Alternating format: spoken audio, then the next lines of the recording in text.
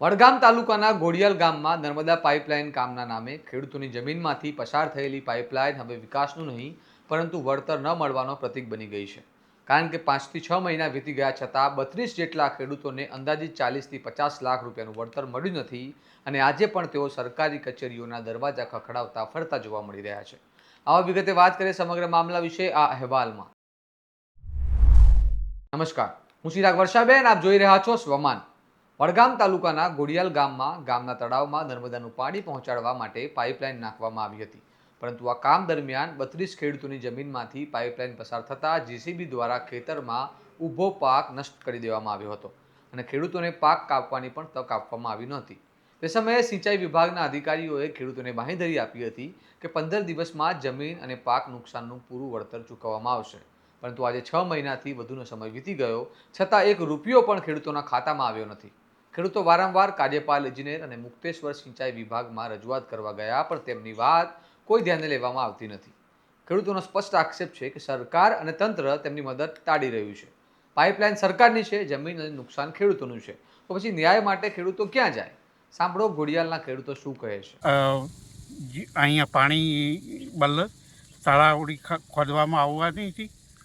તળાવડી ખોદી છે પણ એનું વળતર જે અમે મૂઘા ભાવનું બિયારણ, મૂઘા ભાવની ખેડાઈ કરીને બધું જે તે કર્યું છે એનું ખોદી અને ત્યાં પાઇપલાઇન કરી છે. એ પાઇપલાઇનના નથી એમને વળતર આપ્યું કે નથી પાણી આવ્યું.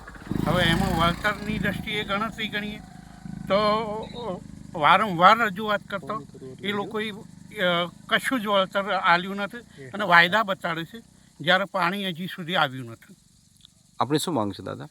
હા, અમારું વળતર અમારી પાઇપલાઇન હેડી એમાં ઊભા પાકમાં નુકસાન જે થયું એનું વળતરની રજૂઆત છે અને પાણીની જોડે જોડે રજૂઆત છે કે ભાઈ પાણીએ નાખો.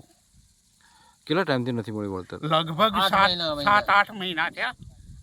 એ 7-8 મહિનામાં ખાલી એ 3 મહિનાનો વાયદો કહેતા હતા કે ભાઈ 3 મહિને અમે પૈસા ચૂકવી દઈશું. એ વાતને અત્યારે લગભગ 3 મહિના ઉપર છે, એટલે 8 મહિના થયા. દાદા, કેટલું નુકસાન કર્યું છે જે તે સમયે અંદાજે તમારે? હા, એ દરેક ખેતરમાં મિનિમમ 2-3 લાખ રૂપિયાનું નુકસાન થયું છે. મારું નામ કેતન જોશી, ઘોડિયાલ. અમારી ઘોડિયાલ ગામના ખેડૂતોની એક જ માગણી છે કે અમારે જે આ તળાવો ભરવા માટે અમારા ઊભા ખેતરમાંથી જે આ પાઇપલાઇન કાઢી છે એનું અમને જલ્દી જેટલું બને એટલું જલ્દી યોગ્ય વળતર ચૂકવવામાં આવે. કે અમે ઘણી રજૂઆતો કરી, બધા ખેડૂતોએ ભેગા થઈને વડગામ ગયા, વડગામથી ઓફિસ પીલુચા લઈ ગયા, ત્યાં બી ગયા, પણ અમને હજી સુધી એ લોકોએ ખાલી જેટલી વાર જઈએ એટલી વાર એક જ વાત હોય છે કે ભાઈ તમને અઠવાડિયાની અંદર વળતર મળી જાય. એ વાતના આજ 8 થી 9 મહિના થયા, પણ 8 થી 9 મહિનાની અંદર નથી એ લોકોએ અમને પાઇપલાઇનનું વળતર ચૂક્યું કે નથી. બસ એક જ વાયદા ઉપર વાયદા કરે છે, બાકી બીજી કોઈ અમને ખેડૂતોને બીજો પેલું એ કરતા નથી. બસ આશ્વાસન એક કે ભાઈ ચલો અઠવાડિયામાં તમને પૈસા મળી જાય. પણ અમારી ઘણી રજૂઆતો થઈ પણ હજી સુધી અમને વળતર ચૂકવવામાં આવ્યું નથી આ પાઇપલાઇનનું. એટલે જેટલું બને એટલું જલ્દી પાઇપલાઇનનું વળતર ચૂકવવામાં આવે. બાકી ઓના પછી આગળ અમે હજી સુધી બનાસકાંઠા કલેક્ટરશ્રીને રજૂઆત કરશું, ડીડીઓ સાહેબને રજૂઆત કરશું, વડગામ મામલતદારશ્રીને રજૂઆત કરશું અને આગળ અમે કાર્યવાહી ચાલુ રાખીશું. મારું નામ ચૌધરી હરેશકુમાર ભીખાભાઈ, ગામ ઘોડિયાલ.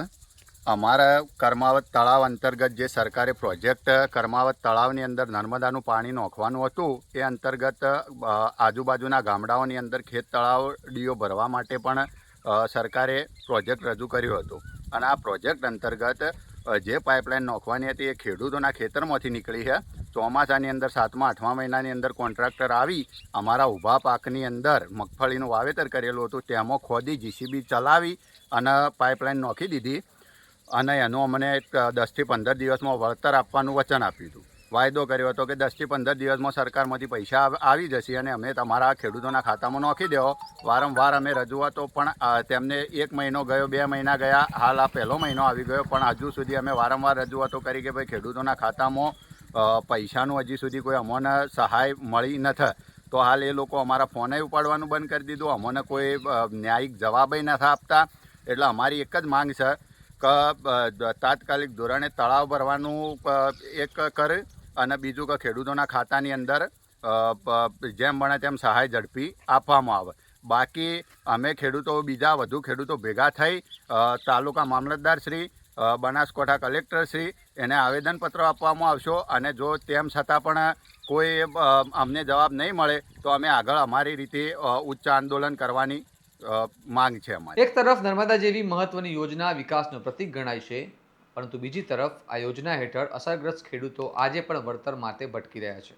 ગામના તળાવમાં ન તો પાણી આવ્યું છે, ન તો ખેડૂતોને તેમના પાક અને જમીનનું વળતર મળ્યું છે. એટલે વિકાસની વાતો અને જમીન પરની વાસ્તવિકતા વચ્ચે મોટો તફાવત જોવા મળી રહ્યો છે. હવે સવાલ એ છે કે નર્મદા પ્રોજેક્ટ હેઠળ અસરગ્રસ્ત ખેડૂતોને સમયસર ન્યાય મળશે કે પછી વળતર ફક્ત ફાઇલો અને કાગળોમાં જ સીમિત રહેશે. ખેડૂતો કહી રહ્યા છે કે જો વહેલી તકે ન્યાય નહીં મળે તો તેઓ આંદોલનનો માર્ગ અપનાવશે. આ સમગ્ર મામલે તમારું શું મંતવ્ય છે તમને કમેન્ટ બોક્સમાં જણાવો. આવા વિગતવાર અહેવાલો માટે સ્વમાનની ચેનલને લાઇક કરો, આ વિડીયોને શેર કરો અને સબસ્ક્રાઇબ કરવાનું ભૂલતા નહીં. જોતા રહો તમારું સ્વમાન. નમસ્કાર.